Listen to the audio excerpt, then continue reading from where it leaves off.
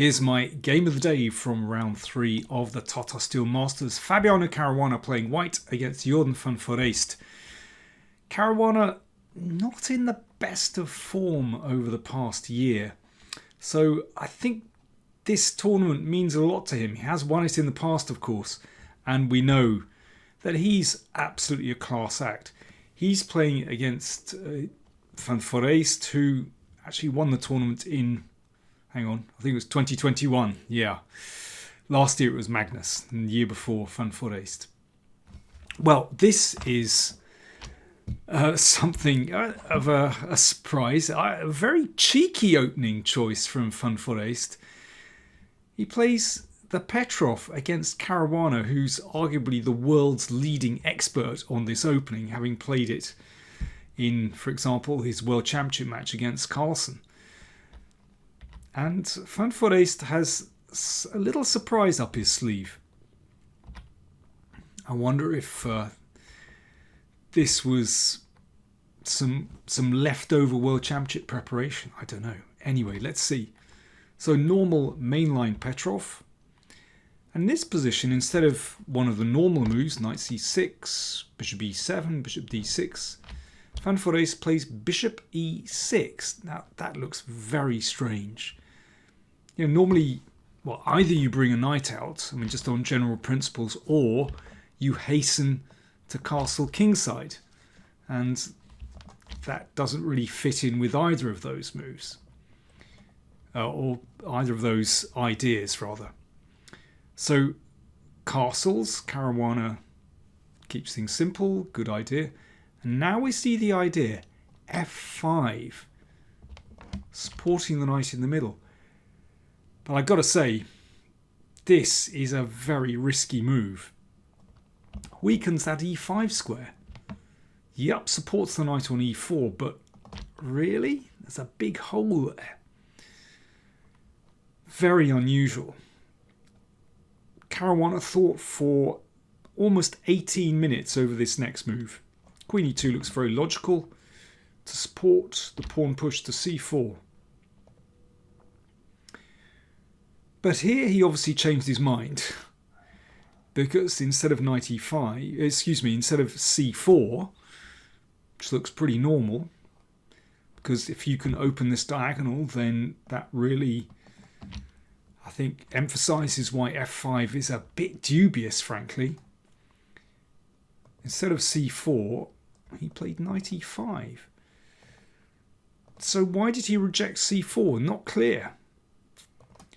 I mean, this looks like a reasonable way for white to play. In fact, he said afterwards that he just wasn't sure how to play from this moment. And looking up on the databases, in fact, this has been played before in some email correspondence games. Black has done okay. It's certainly not easy to crack Black's position here. I mean, one might try... Well, I mean, this is interesting. I think rook e1 and then swing the queen over to b3. That's interesting.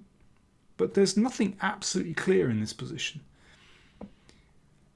By the way, we can see why the bishop came to e6 and only then f5. You can see from that variation it's absolutely necessary for Black to keep a firm hold on this diagonal. So that's why the bishop came to e6. Anyway, knight e5 and knight d7. That knight is challenged. And Caruana simply exchanged it off. I mean, I find that a slightly surprising decision. Could have played bishop f4, but I suppose it's going to be possible to challenge that knight. And don't forget this pawn coming to g5 to drive away the bishop. So knight takes d7 is a pragmatic choice, and then f3. Now, if this knight falls back, then that e5 square is exposed, something like this, and bishop f4, and the bishop can come into e5. That looks positionally very nice for white. I mean, not to mention rook e1 happening as well. probably before bishop f4 in fact. But instead Van Foreest simply castled, leaving this knight here, and if that's taken, well, this would be a dream position for black. Just look at white's pieces stuck on the queen side. Now white is a piece up, however this looks absolutely dreadful. Basically black is attacking with all 4 pieces and lots of things possible. Bishop d6, bishop f3. I think it's just looks grim for white here. So not possible to take, but instead Caruana just keeps playing positionally, so looking to just to slot the bishop into e5. So he's playing very pragmatically, very calmly. He's not fazed by this. Bishop f6, c3 to support the d-pawn, g5. I think that's an essential part of black's strategy. You have to somehow challenge white's control over these squares. Bishop e5. Now, Van Foreest's next move is a little bit surprising. He does drop the knight back to d6, but this looks more like it, because that e-pawn is solidly blockaded. The knight's certainly not on a bad square here, looking at the bishop, and this is possible. Let's say, yeah, after knight c5, bishop c2, then f4. I like this move. Black is well coordinated. Potentially bishop f5, potentially even looking to break with g4. You know, it's a very double-edged position.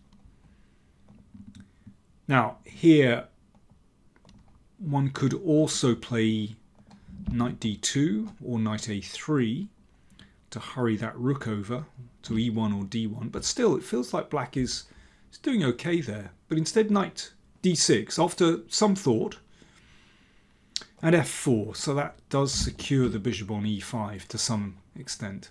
Of course that can still be exchanged, and you know that is a possibility for black. But white certainly has a positional advantage there with this protected pass pawn. At some moment, you know, white is going to be able to exchange here, and I think the crucial thing is white can choose when to do that. So f4, and yeah, this move is a little bit surprising. g4.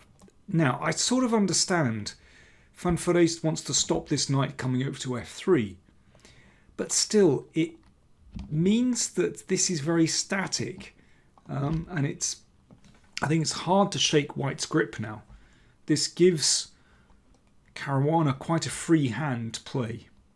So knight a3, rook e8, knight c2, bishop comes back to d8. You don't... Yeah, does black want to exchange here? Probably not, because after this, I think this square can be occupied. I mean, for example, something like this. And even in this position, rook f4 and just doubling. So you can see that I think Caruana is simply in a better position now. Bishop drops back and rook d1. Okay, that's potentially looking to a situation where the d file is unmasked. You know, in a situation like this, when the knight drops back, and maybe at some point you can recapture the d-pawn. Maybe you're playing for c4 later. c6, knight e3. Now that's a great square for the knight. Looking at the pawn on f5 in combination with the bishop. And here, white certainly is getting ready for c4, and the rook is nicely placed. Therefore b5. But this isn't ideal for black. You know, I think Caruana would be very happy with this position out of the opening. a4. So he wants to open lines. I mean, I guess black could wait with a6, but then the rook would switch across, and there's always a chance to exchange and open the a file. So Van Foreest took on a4. Still, I mean, that's a little bit surprising as it breaks up these pawns. Queen c2, looking at the pawn on f5, but also looking to collect that pawn. h5. Well, I have to say, I mean, to me, this doesn't look very impressive. I don't quite see what black is doing. And one could simply collect the pawn. But Caruana played king h1, and I have to say I'm a little bit surprised by that move. I don't really understand it. I mean, perhaps, I don't know, is he looking to play h3? I really don't know. Funny thing is, after a3, and a few moves later, the king goes back to g1. I suppose one thing is that because Caruana has a positional advantage, white's pieces look superb, he does have time. It's very hard for black to do anything about those pieces. Van Foreest plunges in with the knight, but that was taken, and now the king came back again. I mean, who knows, perhaps he was concerned later on a bishop could come to d5 and then the king is not in the best place, but anyway. h4. Now, have a little think here. I'll have a slurp of tea. You have a little think. White to play. What should white do next?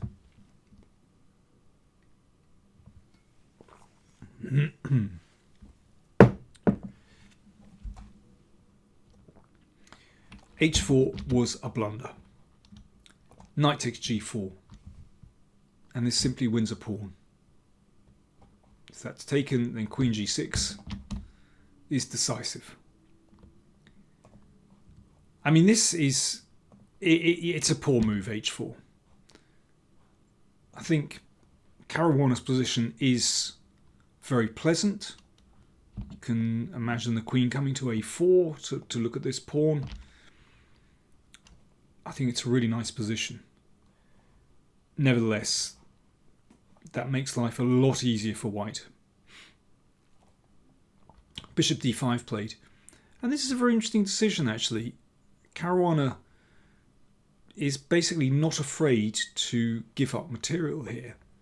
He could drop the knight back, but actually that would give potentially black a chance to switch to the g file. I think his solution is excellent, actually. The knight is on a beautiful square here, looking at all these points.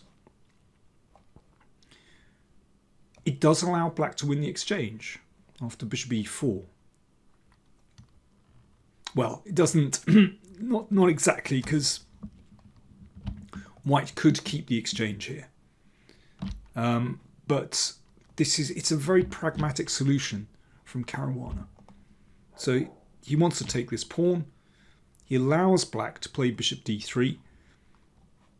And then he just sacks the exchange. So the material balance is knight and 2 pawns against a rook. So a nominal material balance. However, in sacking the exchange, Caruana has succeeded in exchanging off black's best piece. Look at this piece here. Tremendous piece. But after the exchange sack, then white is in full control. White's piece is absolutely superb, and white dominates in the centre of the board. Good pragmatic chess. These pieces aren't really doing much at all. Rook e6. Van Foreest perhaps wants to bring the rook over here. I was thinking that Fabi was just going to advance in the middle, but this is very good. Really nice move. He swings the rook to b8. And that means that if the bishop ever moves, for example bishop e7, then white exchanges and takes on f5. That's another pawn. That's 3 pawns now for white, and well, it breaks through to the king as well.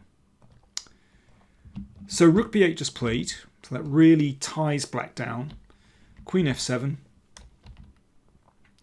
And only now he looks to advance in the middle. Excellent play. I think it's very impressive how Caruana is controlling this situation. You know, he never panicked. And here I think it's very hard for black to find any decent plan, actually. Van Foreest played c5. He's trying to sort of break things up. Maybe after d5 he's looking at rook b6. But Caruana just took this pawn. Why not? Opens this up, threatening the bishop. Bishop e7. Now, it's interesting. He didn't take here and take here. I mean, he wants to... He perhaps didn't want this. Just played rook b7. Excellent move. Just keeping up the pressure. And then rook c7, just protected that pawn. So now Caruana has 3 pawns and a knight for the rook. Rooks exchanged, queen d5 check. Yeah, queen coming in, it's all looking very nice. I mean, if the queen comes here, then let me see, you can just take there. That looks pretty good. King f8 played, bishop d6. With black's king exposed, I mean, it's a pretty horrible situation. So Van Foreest exchanges queens, but now, yeah, too many pawns. Let's just go to the end. And it's all about control again. So just absolutely rock solid position for white. And a little bit of calculation. If rook takes c4, then d7, the pawn can't be stopped. King e8, and the king joins the 2 pawns in the middle. And here, Van Foreest resigned. Unsurprisingly, let's just see what happens if that pawn is taken. The pawns just roll through. Knight g7 check if the king comes to d8. Knight e6, followed by d7. And after king f7, c7, and d7. And one of those is going to go through.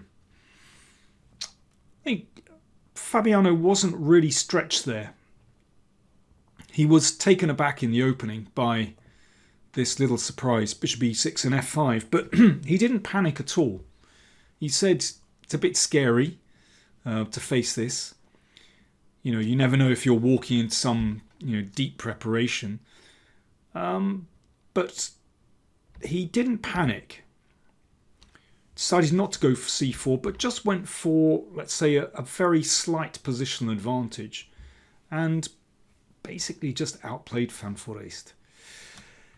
Now, that was, I believe, the only decisive game. Having said that, I'm still waiting for one game to finish. No, it has finished now. Yeah, I'm just checking up. Yeah, it was the only decisive game. There was one game still going on. Vincent Keimer held against Prague.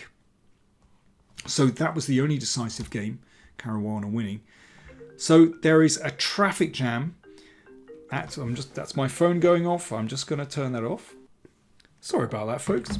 So there's a traffic jam at the top after all those draws. So we have 5 players in the lead with 2 points. Caruana, Carlsen, Giri, Ding, and the only newcomer, Abdusatorov. All on 2 out of 3. The bottom of the tournament, Gukesh with half a point. That's a bit of a surprise. I suppose someone has to be at the bottom. Anyway, it's going to be really tight as the leaders only have 2 out of 3. Thanks for watching.